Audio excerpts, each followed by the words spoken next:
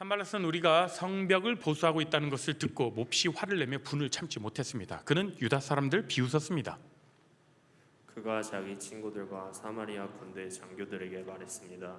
이 미약한 유다 사람들이 도대체 무슨 일을 하고 있는 건가? 그들이 성벽을 다시 쌓을 수 있을까? 그들이 재물을 바칠 수 있을까?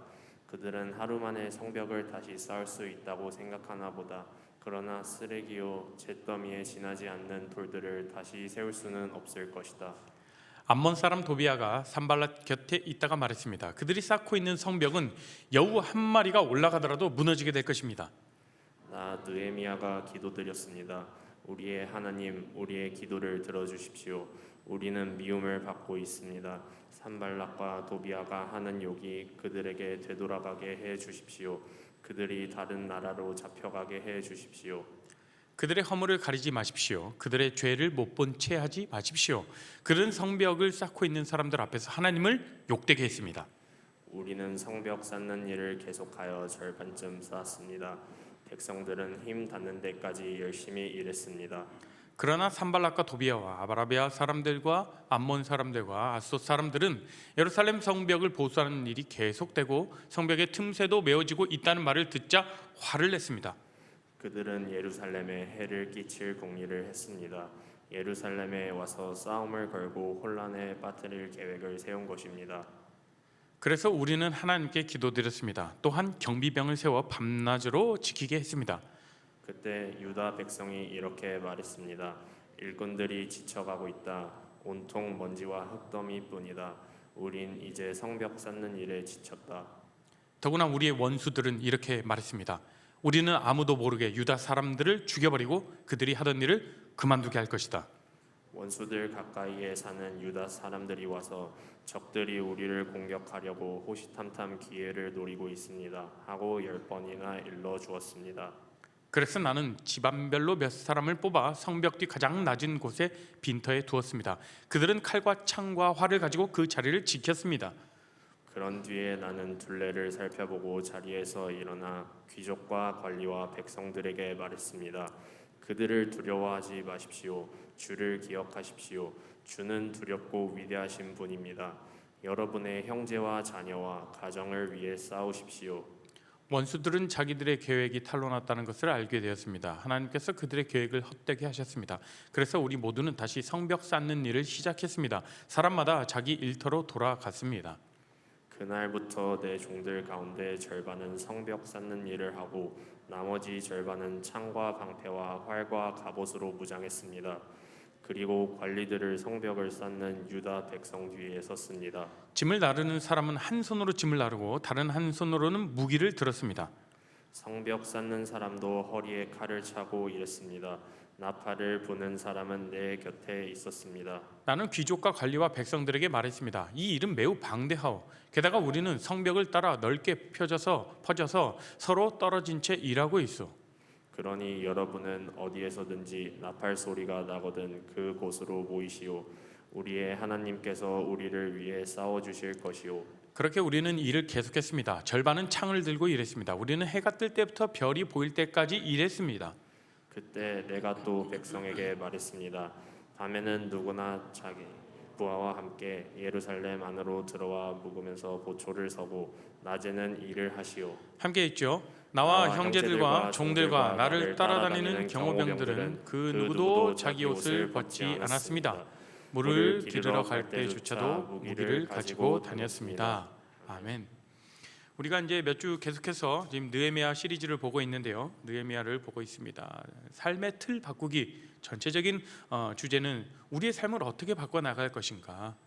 그러면 우리의 삶에 갖춰져 있는 프레임을 바꿔 나가야 되는데 그 첫 번째가 우리가 정말 힘들고 어렵고 낙심되는 그런 실패한 그 상황 가운데서부터 다시 시작해야 되는데 어떻게? 하나님의 음성을 들으며 시작해야 된다는 그 자리에서 그리고 하나님의 비전을 발견하고 하나님의 때를 기다리는 것. 그러면 오늘은 이렇게 우리가 변화하려고 할 때 우리에게 들어오는 그 저항들이 있다라는 거죠.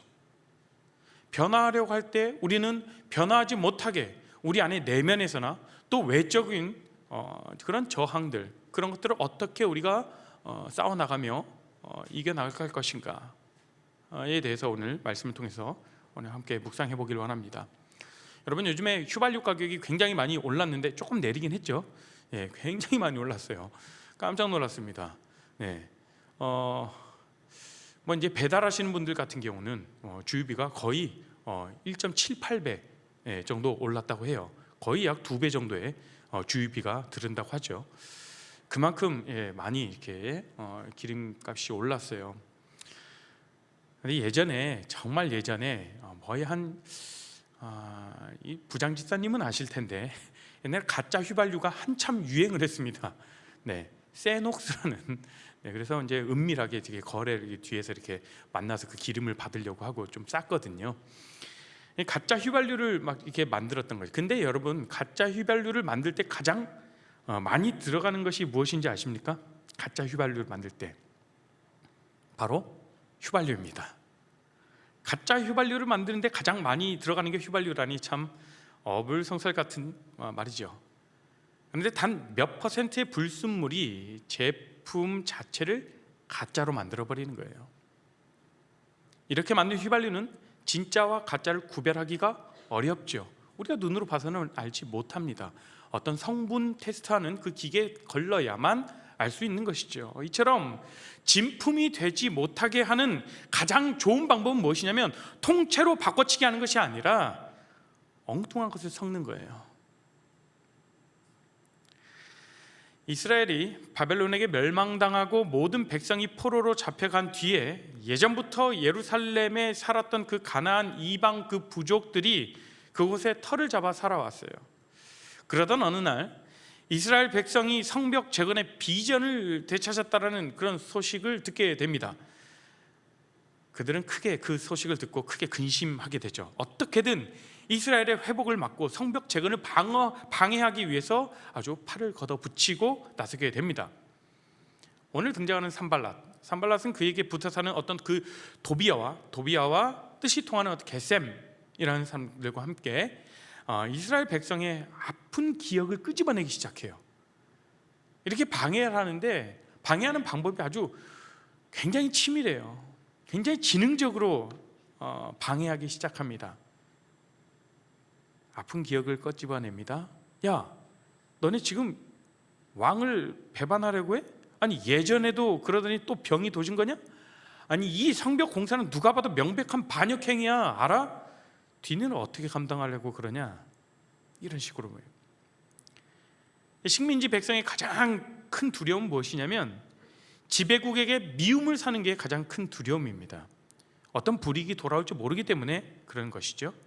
게다가 이스라엘 백성들은 과거에 성전을 짓다가 반역죄로 모함을 받아서 왕으로부터 공사를 금지당했던 그런 아픈 과거의 기억이 있었어요.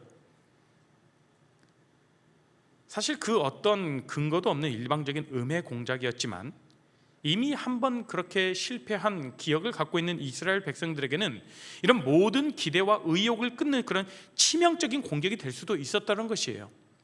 야, 너네 예전에도 그랬잖아. 또 그러고 있냐? 산발랏과 도비아는 이스라엘 백성의 아픈 기억을 건드리려고 했어요. 과거에 실패했으니 또다시 실패하고 말 거라는 그 두려움과 절망에 빠뜨릴 심산이었죠. 이것은 손끝 하나 되지 않고 상대방을 무너뜨리는 아주 교활한 수법이에요. 어떤 성벽 공사를 못하도록 어떤 위협하거나 물리적인 공격을 가하는 대신에 어떤 이러한 이스라엘 백성의 순수한 목적에 불순물을 확 섞어버리는 거예요. 마치 휘발유가 가짜 휘발유가 되는 것처럼 단 몇 퍼센트의 불순물을 섞는 것처럼요. 느헤미야는 예루살렘 주변의 세력들이 성벽 공사를 어떤 식으로 방해했는지 자세하게 기록해 놓고 있어요. 그죠? 그런데 재미있는 것은 그들의 모든 공격이 아주 치밀하게 짜인 고도의 심리전이라는 거예요. 즉 마음을 겨냥한 공격이라는 것이죠. 뭐 어떤 물리적인 어떤 일들을 강하게 이렇게 내세운 것이 아니라 마음을 흔드는 거예요. 심리전으로요.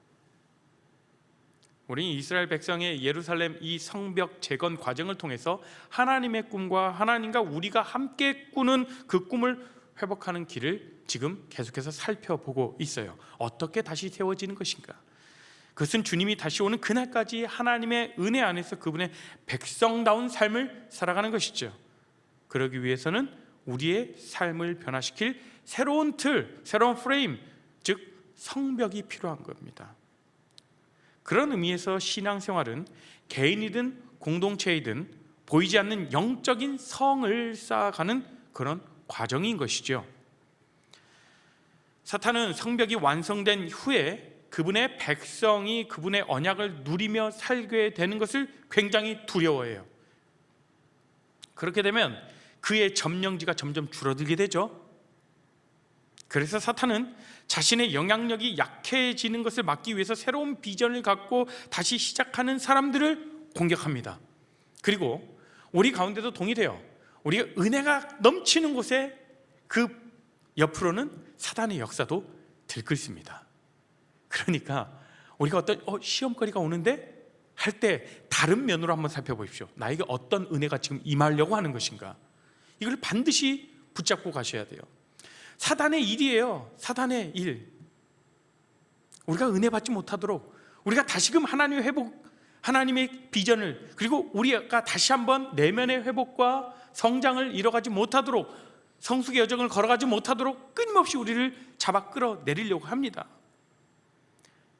가진 방법을 동원해서요. 하나님 나라와 백성의 삶을 무너뜨리기 위해 우리의 성벽 재건 과정에 끊임없이 시끄러운 잡음을 일으킵니다. 여러 가지 방법으로요. 성벽을 통째로 집어삼키는 대신 가짜 휘발유를 만들듯 불순물을 살짝 섞어 넣습니다. 교묘하게. 그래서 신약에서 사도 바울이 이렇게 얘기합니다. 가만히 들어온 자. 그러니까 이단들이나 그 불순한 사상을 우리에게 가지고 온 사람들을 가만히 들어온 자라고 해요. 친하게 하지 않아요. 통째로 바꾸려고 하지 않아요. 단 몇 %, 단 조만큼이라도 우리에게 이 불순물을 툭 던져놓고 간단 말이에요. 그러면 우리는 아주 우왕좌왕하죠. 그래서 우리를 혼란스럽게 하고 우리의 분별력을 아주 흐리게 만듭니다. 그래서 하나님의 일을 포기하도록 유도하죠. 바로 우리의 마음속에 그 불순물을 가만히 집어넣습니다. 그렇다면 이스라엘 공동체가 하나의 성벽으로 온전히 연결되는 그 과정에서 어떤 공격을 받았으며 느헤미야와 백성은 그 공격을 어떻게 바라보고 대처했는지 살펴보길 원해요. 이를 통해서 어떻게 하면 우리 공동체가 하나님의 부르심을 쫓아 온전한 회복과 변화의 자리로 나아갈 수 있는지, 그리고 각 개인이 영적 공격에 어떻게 우리가 반응해야 할지를 깊이 깨닫는 시간이 되기를 바랍니다. 산발락과 도비아는 느헤미야서 전체에 걸쳐 이스라엘의 대적자로 등장해요. 그들은 성벽을 세우는 것은 왕에 대한 반역 행위다라고 이렇게 모함과 또 억지 주장을 펼치지만, 이스라엘 백성은 전혀 굴하지 않고 예루살렘 성벽을 완성시켜 갔습니다. 중간에 흔들리기도 했죠. 이 위기의식을 느낀 그들은 점점 더 초조해집니다. 아니, 계속해서 성벽 공사를 이어가네? 이 정도면 포기할 때도 됐는데, 아니 얘네들이 무슨 일인가? 오히려 원수들이 초조해진다는 거예요. 원수가 초조해진다는 것은 이제 곧 그들이 가진 모든 것을 동원해서 성벽을 무너뜨리려고 공사를 지연시키는데 총력을 기울일 것을 의미하죠. 그렇잖아요. 그러므로 지금 여러분이 평안 가운데 머물고 있다면, 나는 지금 신앙생활하면서 굉장히 평안해, 기뻐하고 감사하십시오. 그와 정반대로 시험과 어려움, 유혹 가운데 있다면 2배로 기뻐하고 감사하십시오. 그것은 바로 여러분이 성벽을 다시 쌓는 자라는 증거일 수 있기 때문에 그래요. 여러분이 하나님 안에서 다시금 회복하고, 하나님 앞에서 내가 내 내면의 회복과 또 내 신앙의 어떤 성숙의 여정을 밟아가는 그 과정이라고 생각하시면 됩니다. 그 증거죠. 예수 믿는데 왜 이런 일이 일어납니까? 라고 분노하고 슬퍼할 수도 있지만, 그렇다고 낙담하거나 주저앉지 말길 바랍니다. 예수 믿어도 어려운 일이 생길 수 있습니다. 예수 믿어도 시련과 유혹을 겪을 수 있어요. 특히 이 성벽을 쌓는 자라면 다시금 내 안에 내 삶의 신앙의 회복과 내 안에 어떤 하나님과 더 관계를 쌓아나가는 그런 자리라면 그런 고초를 겪는 것이 당연한지도 어쩌면 모릅니다. 왜요? 사단의 역사가 있기 때문에 그렇죠. 더 우리가 하나님과 가까워지지 못하게 하려고 하는 것이죠. 여러분, 유혹과 시험의 차이를 아십니까? 여러분, 시험이라는 단어만 들어도 한숨이 푹 쉬어지고 답답하시죠. 네, 저도 시험 싫어합니다. 그런데요, 시험은 우리를 건강하고 견고하게 세우시려는 하나님의 방법이라는 거예요. 시험의 목적은 내가 얼마만큼 알고 있는지, 내가 얼마만큼 모르고 있는지, 또 내가 어떤 부분에 강하고 어떤 부분에 약한지를 파악해 보려는 거죠. 그러니까 시험은 자신의 실력을 성장시키기 위한 것입니다. 그러므로 시험은 시험을 치르기 전보다 그 이후가 더 중요합니다. 몇 점인가? 이게 아니라 무엇을 틀렸는가? 왜 틀렸는가? 이것을 파악하고 보완해야 하기 때문이죠. 반면에 유혹은 무엇이죠? 유혹은 우리를 철저하게 파괴하려는 사단의 영적 공격이라는 거예요.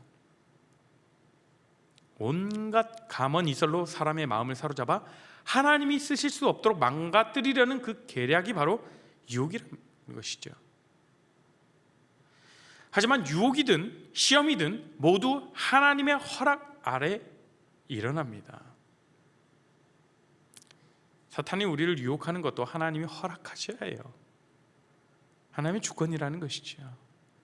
하나님은 우리가 모든 사건과 상황을 통해서 우리의 영적 지혜를 얻고 성숙해지기를 바라십니다. 이것이 우리를 강건하게 하시는 하나님의 계획과 섭리죠. 그렇다면 원수들은 우리의 마음에 어떤 형태의 가짜를 섞어 넣을까요? 한번 볼까요? 첫 번째로는요, 모든 의미를 무의미하게 하는 회의감. 회의는 의욕과 동기를 모두 다 앗아가 버리죠. 그렇다면 우리는 주로 언제 회의감을 느끼십니까? 자신이 하고 있는 일에 대해 실망할 때. 우리는 이런 일 못해, 해봤자 좋은 소리도 못 들을 텐데, 좋은 피드백도 안 나오는데 왜 이걸 하라는 거지? 이걸 한다고 나한테 뭐가 생기나? 느헤미야 4장 1절부터 3절을 한번 읽어볼까요? 함께 있습니다. 시작.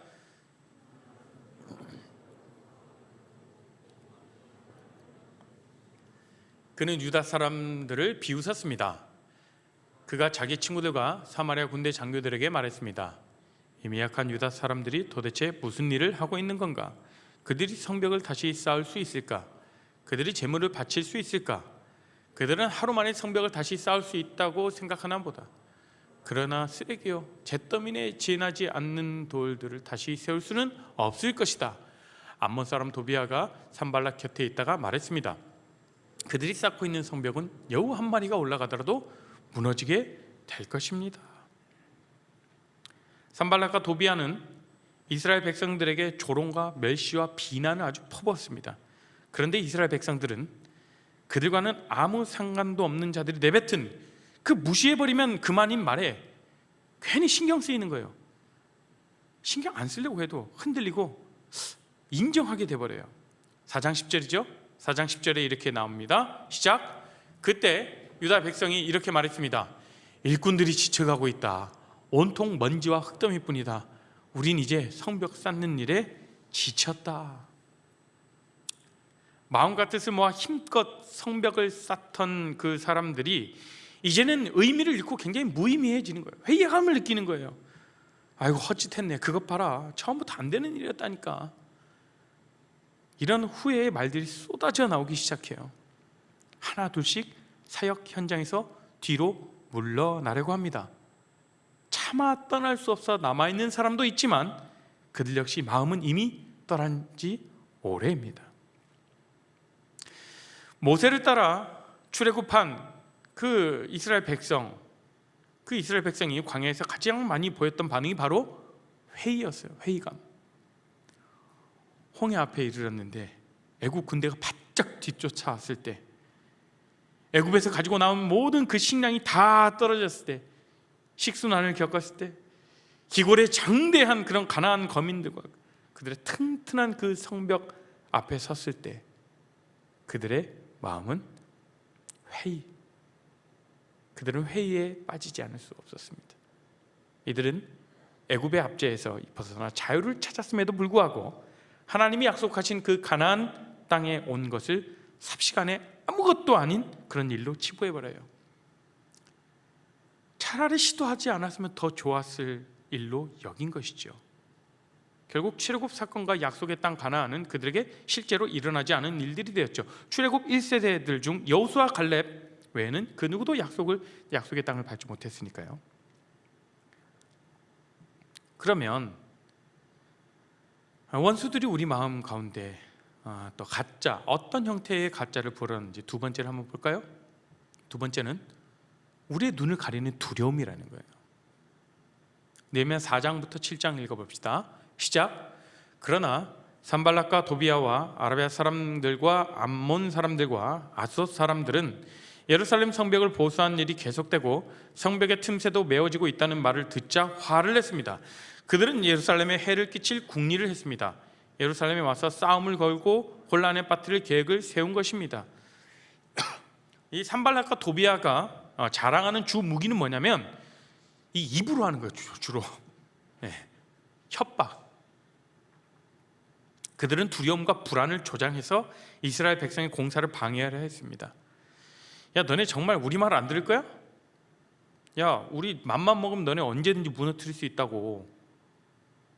그래도 말 안 들을래? 한 번 실패한 일을 다시 시도할 때 사탄은 두려움을 갖게 해요. 또 다시 실패하지 않을까? 괜한 고생을 하는 건 아닐까? 아니, 차라리 모른 척 하는 게 낫지 않을까?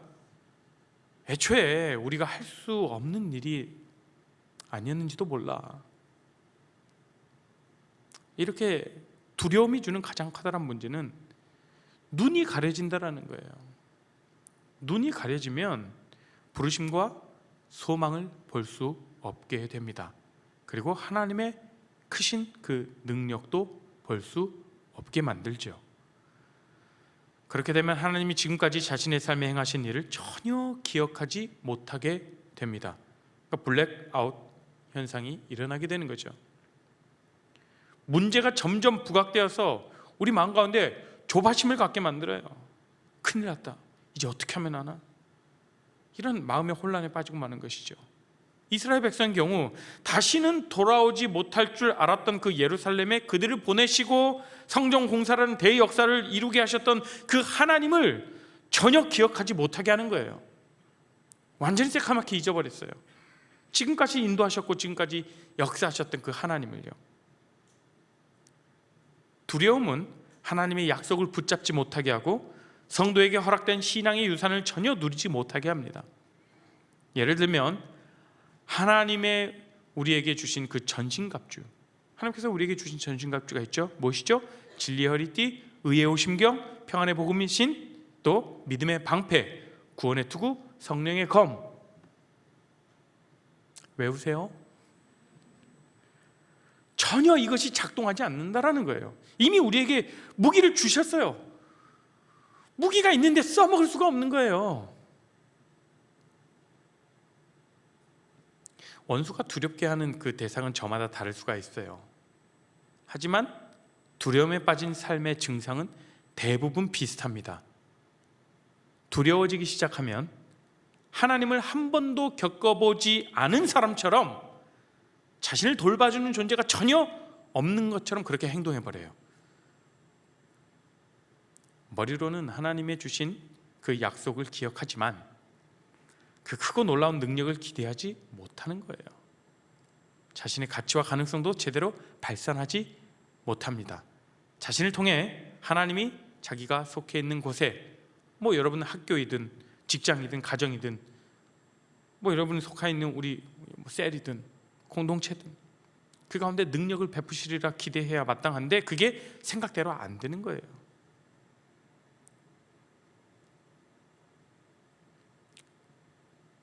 우리 안에 가짜를 심어넣는 세 번째 무엇이냐면 공동체를 혼란에 빠뜨리는 지도자에 대한 공격이에요. 지도자에 대한. 느헤미야 6장 1절부터 2절을 한번 읽어볼까요? 시작. 산발락과 도비아와 아라비아 사람 게셈을 포함하여 우리의 원수들이 들었습니다.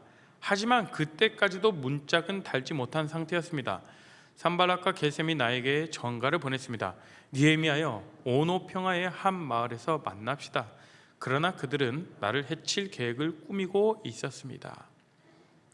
이 산발락과 도비아는 계속되는 비방과 협박에도 성벽 그 건축이 거의 마무리되어 가는 것을 보면서 자신들의 전략을 전면 수정합니다. 이거 안 되겠다. 우리 계획을 바꾸자. 플랜 B로 갑시다. 이제 그들은 지도자에게 집중 포화를 퍼붓습니다. 그러니까 먼저 그들은 느헤미야에게 오노 평지라는 그 곳에서 회담을 제안하죠. 야, 이곳에서 만나자. 이제 우리 좀 대화 좀 하자. 당신과 당신의 그 백성이 놀라운 역사를 행하고 있음을 잘 안다. 우리도 더는 당신들과 대립각을 세우면서 싸우고 싶지 않다.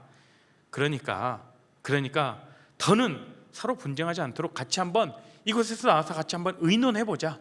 같이 한번 허심탄회하게 한번 서로의 합의점을 찾아보자. 이렇게 얘기를 하는 것이죠.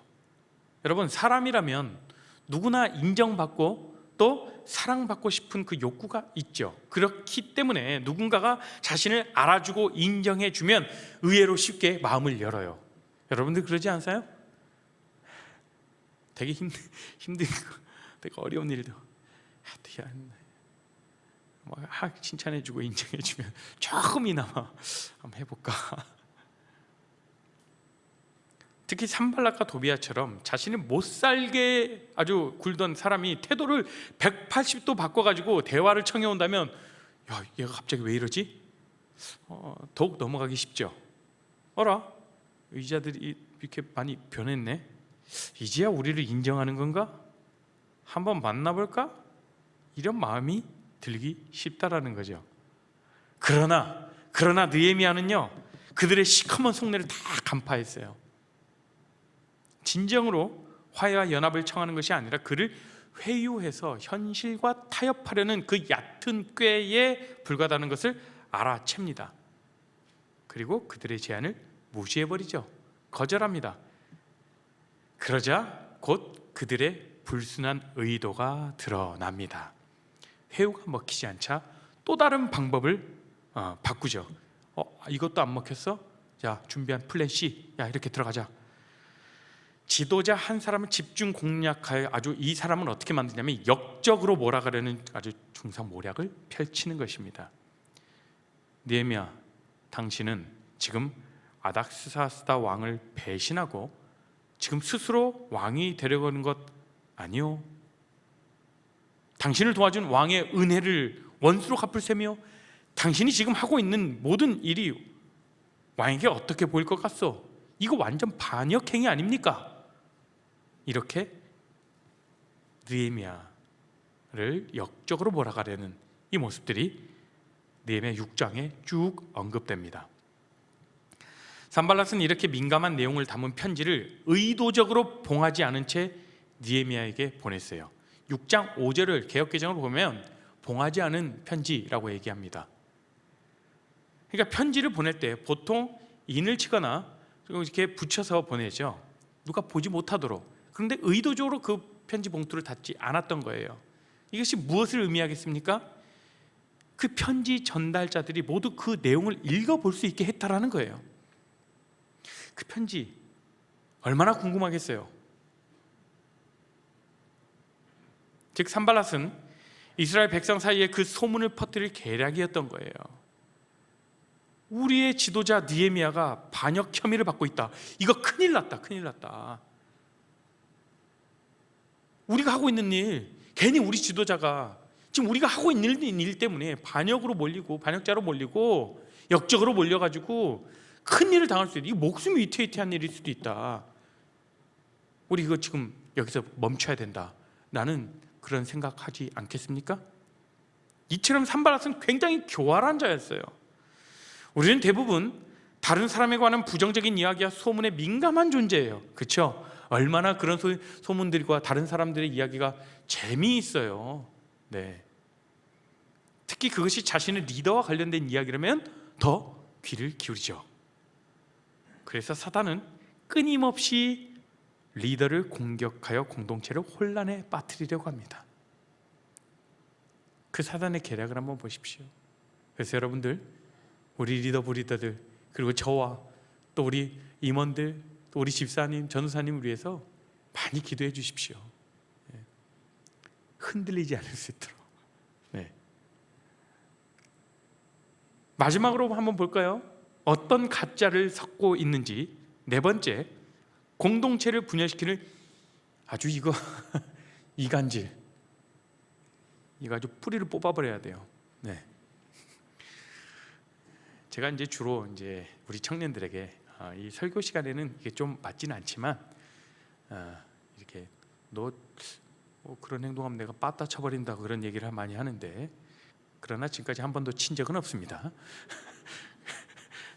헛봤다라고 지금 소문이 났는데, 어쨌든 이간질하는 것, 이 굉장히 공동체를 분열시키는 일이죠. 참지 못합니다, 저도. 이번에 스마야라는 선지자가 나타나가지고 느헤미야가 이런 예언을 해요. 6장 10절 한번 볼까요? 시작. 어느 날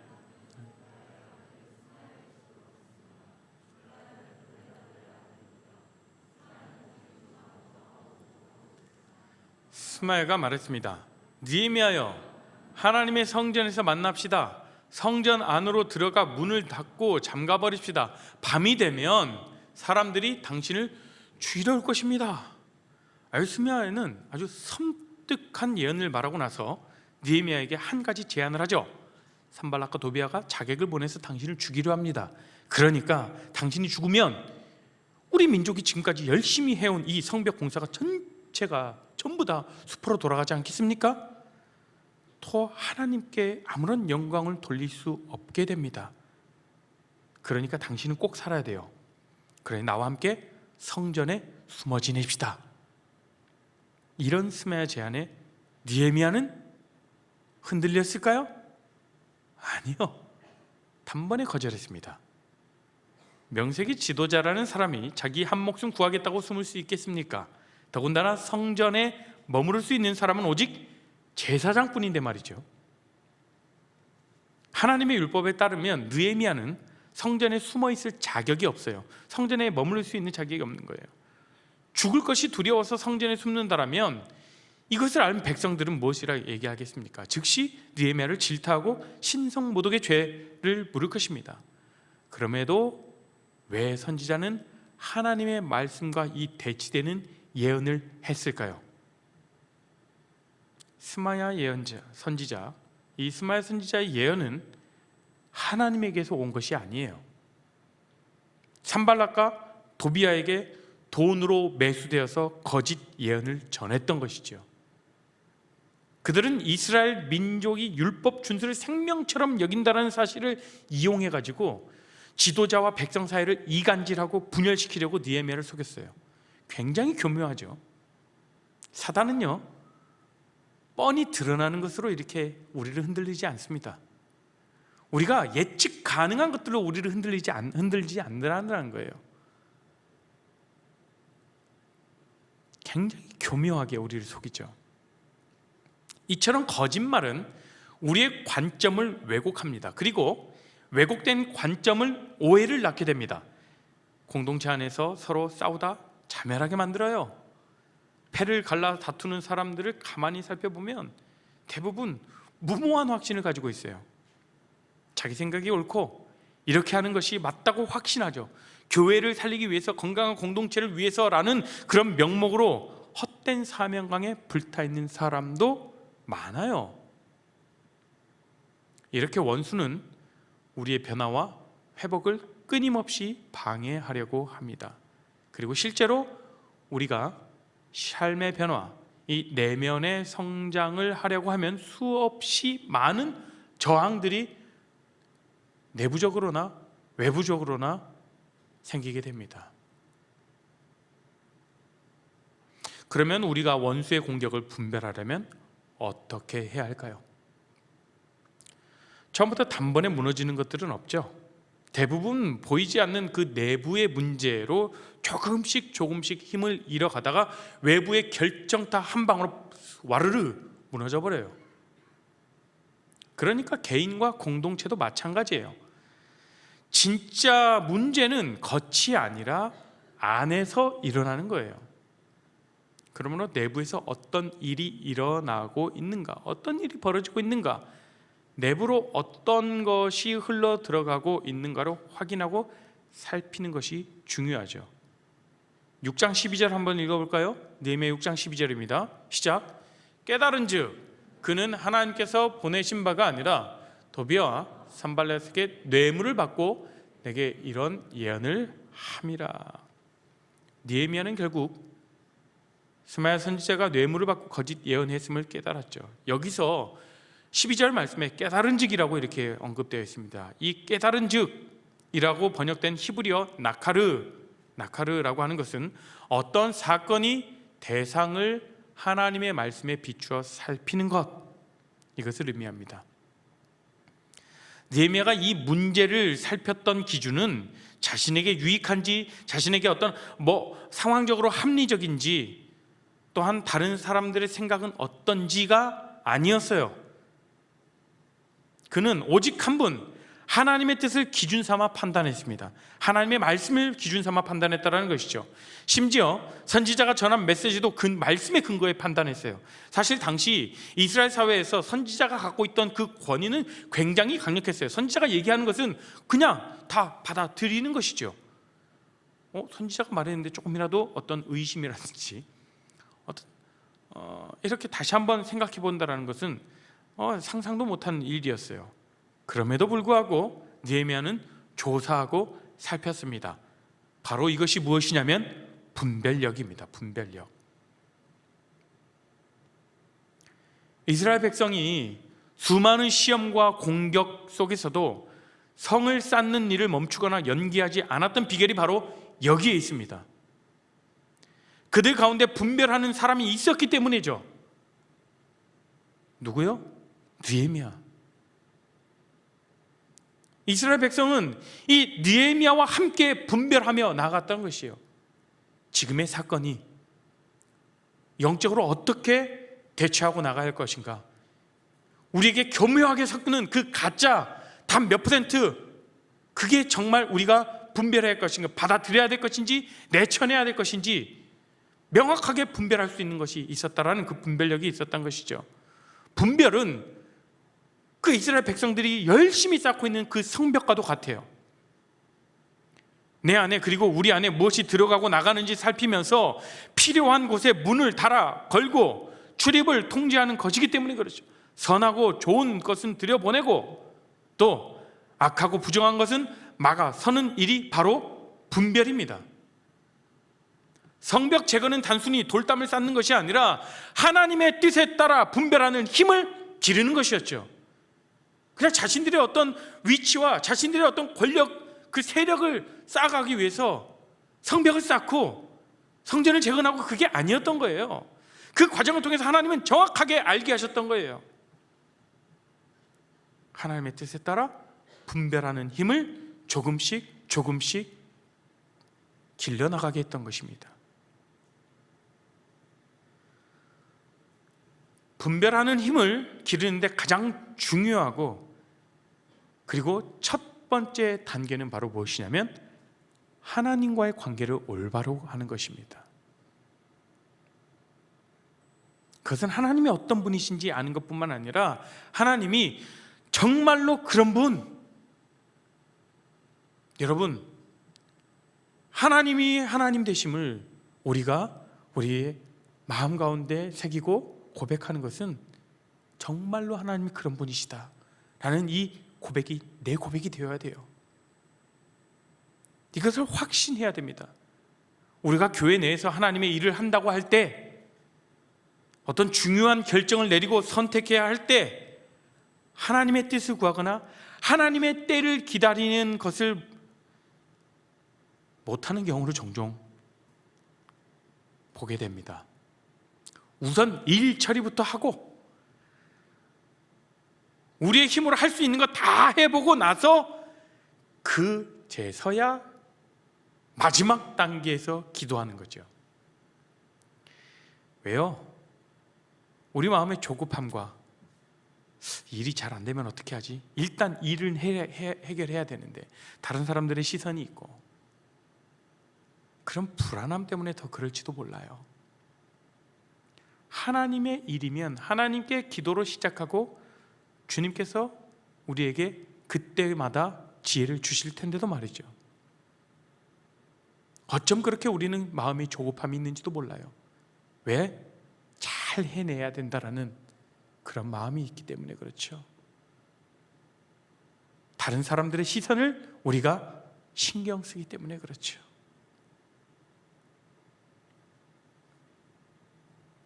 영적 공격을 막아내는 근본적인 원칙 또한 마찬가지입니다. 하나님을 의지하고 그분의 능력을 힘입어야 합니다. 그래서 하나님의 사람들은 엎드려 하나님의 음성을 듣고 그분께 새로운 힘과 영적인 격려를 공급받아야 합니다. 느헤미야 보십시오. 느헤미야 문제가 생길 때마다 무엇을 했죠? 하나님께 기도했습니다. 먼저 예루살렘의 정황을 듣고 기도했죠. 그리고 아닥사스다 왕에게 도움을 청하기 전에도 기도했습니다. 대적들로부터 비웃음과 조롱을 받을 때도 기도했고 대적들이 협박할 때도 이후에도 온통 느헤미야의 결정과 행동 전에는 무엇이 있었냐? 바로 하나님께 기도하는 그 모습이 있었다는 것이죠. 느헤미야는 자신들을 대적한 그 원수들을 처리하는 것이 전적으로 이것은 내 몫이 아니라 하나님의 몫입니다 라고 인정했습니다. 그리고 기도를 올려드렸습니다. 사실 느헤미야는 총독의 권한으로 이 거짓 선지자 무리를 전부 잡아들여서 처벌할 수도 있었지만 그렇게 하지 않았어요. 이 일을 통해서 백성들은 진정으로 참 선지자를 분별해야 한다는 것을 깨달았고 무엇을 분별해야 될지 정말 마음으로 깊이 깨달았을 거예요. 그리고 우리의 지도자 느헤미야가 그토록 신뢰하는 하나님이 어떤 분이신지 새롭게 경험할 수 있었을 것이에요. 느헤미야는 삶으로 보여줬던 것이죠.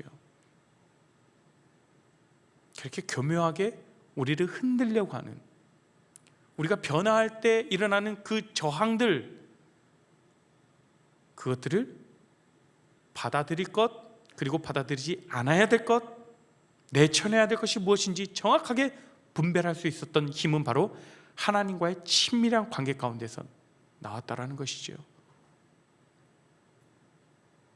하나님과의 관계가 형성되어 있지 않으면 어떠한 일 앞에서 주님께 묻지 않습니다.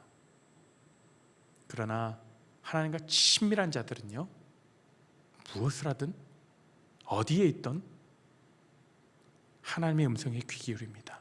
하나님의 뜻은 어떻습니까? 지금 제 뜻은 이런데 하나님의 뜻은 어떻습니까? 하나님의 뜻을 우선으로 구하며 나갑니다. 이렇게 묻고 시작합니다. 누군가 회의에 빠지고 자신감을 잃고 두려워하는 것은 은연중에 모든 게 자신에게 달렸다고 믿기 때문입니다. 그러나 모든 일은 전적으로 하나님께 달렸다는 것을 기억하길 바랍니다. 여러분이 아닌 하나님이 정말로 그 하나님이심을 확신하십시오. 그리고 여러분 자신과 공동체의 모든 것을 기꺼이 그분께 맡기십시오. 이는 모든 일의 성패와 결말이 전적으로 하나님의 손에 달렸음을 선포하는 믿음의 행위입니다. 우리의 삶의 변화와 우리의 내면의 회복과 그리고 또 우리의 성숙의 여정을 위해 그 어떠한 저항이 있을지라도 온전히 하나님께 맡기며 하나님이 정말로 그런 분, 하나님이 정말로 그런 분이시라는 그 확신을 갖고 나가는 우리 믿음의 공동체, 레알 공동체, 우리 모두가 되기를 간절히 소망합니다. 우리 함께 이 찬양의 가사로 우리의 믿음의 고백을 올려드리며 하나님께 나아가시겠습니까? 하나님, 우리 가운데 혹여나 두려워하는 영역이 있습니까? 하나님의 일하심 앞에, 하나님의 크고 놀라우신 그 일하심을, 또 하나님이 지금까지 우리를 인도하셨던 것을 바라보지 못하게 하는 그 두려움에 사로잡혀 있습니까? 우리를 교묘하게 흔드는 단 몇 %, 언제 우리에게 스며들지도 못하는 그 우리도 모를 만큼 교묘하게 들어온 그 가짜가 있습니까? 그것 때문에 우리가 흔들리거나 우리가 주저하고 있다라면 하나님, 이 모든 것들을 주께 맡겨드립니다. 주님, 나를 지켜주시고 나의 목소리를 들어주시고 나에게 위로하시고 지금까지 인도하신 그 하나님께, 그 하나님 두 팔 벌려 나를 안으시는 그 하나님의 품에 내가 안기길 원합니다라고 고백하며 함께 찬양합니다. 아무것도 두려워 말라. 주 나의 하나님이 지켜주시네. 놀라지 마라, 겁내지 마라. 주님 나를 지켜주시네. 주님 나를 지켜주시네. 우리 모두 자리에서 일어나 함께 찬양하실까요? 아무것도 두려워 말라.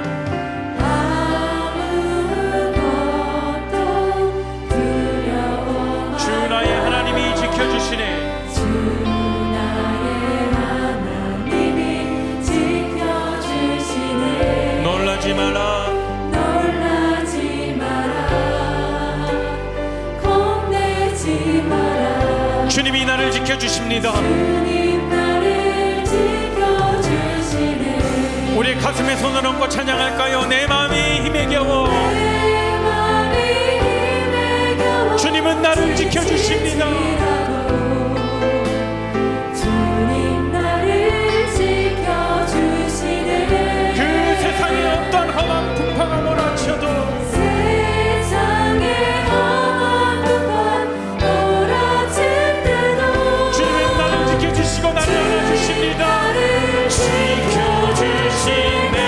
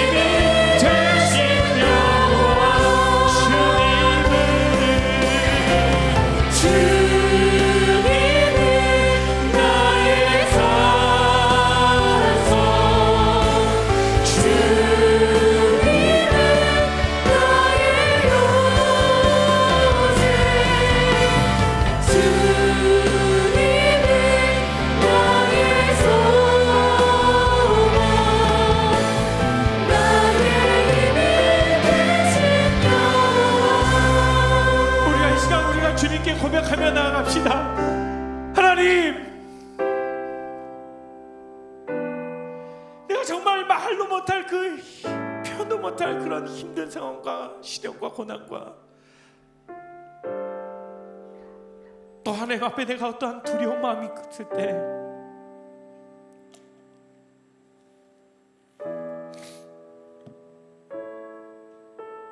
주님은 나에게 소망을 주셨지만 내가 여전히 머뭇거리고 내가 두려워서 믿음의 발걸음을 내딛지 못하고 있을 때 온전히 주님을 신뢰하지 못하고 있습니까? 온전히 주님께 우리의 마음을 맡겨드리지 못하고 있습니까? 우리가 하나님의 얼굴을 바라보길 원합니다. 지금까지 인도하셨고 나를 품으시는 그 하나님의 날개 안에 거하길 원합니다. 하나님 품으로 내가 달려가길 원합니다. 하나님을 바라보길 원합니다라고 우리가 결정하면서 고백하면서 우리가 주여 한번 부르짖고 하나님께 우리의 마음을 고백하며 나아가겠습니다. 주여,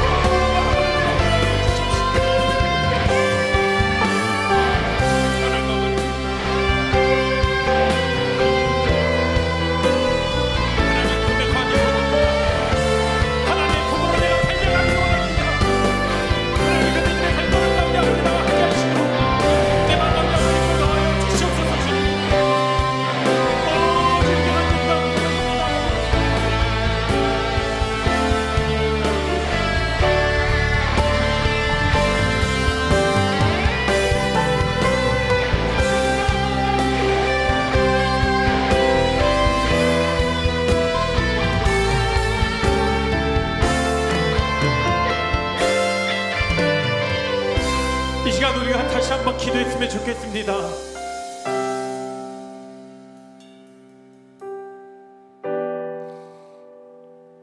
내 삶에 영적으로 침체되어 있고 이것이 사단의 교묘한 계략인지도 모르고 우리가 흔들리고 있고 하나님을 더 붙잡지 못하게 하는 그런 마음들이 있습니까? 우리가 영적으로 무장될 수 있도록 우리에게 이미 주신 영적인 무기들을 사용할 수 있도록 우리에게 분별력을 허락하시고 우리에게 영적으로 무장될 수 있도록 우리가 성령 충만할 수 있도록 우리가 성령님과 동행하며 영적으로 민감하게 반응하며 나아갈 수 있도록 우리 영적 전쟁에서 승리할 수 있도록 성령 하나님 내 안에 내면의 힘을 허락하시고 내 안 가운데 아버지 역사하시고 내가 온전히 주님만을 의지하며 나아가고 아버지 우리가 그 두려움을 끊고 나아갈 수 있도록 주님 영적 전쟁에서 승리할 수 있도록 우리와 함께해 주십시오라고 우리가 간절히 기도하며 나갑니다. 함께 기도하겠습니다.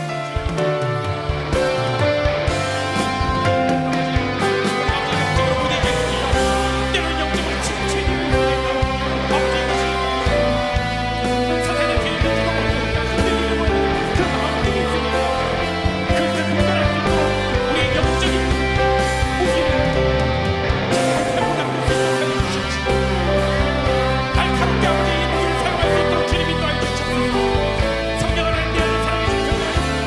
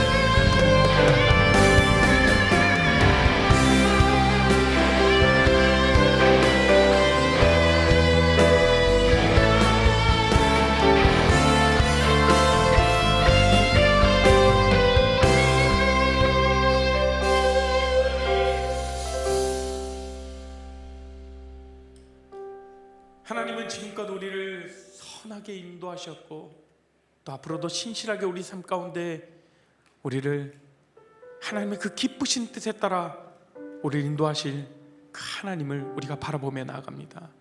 하나님, 우리 상황 가운데에서, 우리의 삶 가운데에서 내가 조급해서 내 마음이 염려돼서 혹여나 우리가 어떠한 사단의 교묘한 계략에 흔들려서 주님의 일하심을 바라보지 못하게 하고 영적인 그 시선을 우리 어둡게 만들고 영적인 눈을 뜨지 못하게 하는 그러한 아버지 영적으로 우리가 무너져 있는 마음들이 있다라면 하나님, 이 시간 가운데 다시 한번 주님 붙잡고 나아갑니다. 우리에게 함께 해주시고 우리가 다시금 주님을 바라볼 수 있도록 해주시옵시고 주님과 함께 주님이 내미시는 그 손을 붙잡고 주님이 펼치시는 그 하나님의 품으로 달려갈 수 있도록 우리의 마음을 열어주시고 우리 가운데 주님의 사랑을 더 부어주시옵소서. 그렇게 우리가 한 주간 또 살아가며 하루하루 살아가며 승리하는 먼 미래를 계획해놓고 그것을 위해서 달려가는 것이 아니라 오늘 하루 주님께서 베푸시는 그 은혜를 맛보며 살아가는 그 하나님을 기대하며 하나님을 의지하며 나아가는 우리 모든 공동체가 되게 하여 주시옵소서. 지금은 우리 주 예수 그리스도의 그 은혜와 하나님의 사랑과 성령 하나님의 감화 교통하심이 우리가 다시금 주님의 뜻을 깊이 알아 주님 말씀에 의지하면 우리 영적으로 무장되어서 우리를 교묘하게 무너뜨리는 그 사단의 계략에도 우리가 넘어지지 않고 승리하겠다라고 우리가 결정하며 나아가는 우리 모든 레알 공동체 가운데 그 가정 가운데 지금으로부터 영원토록 함께 하시기를 축원하옵나이다. 아멘.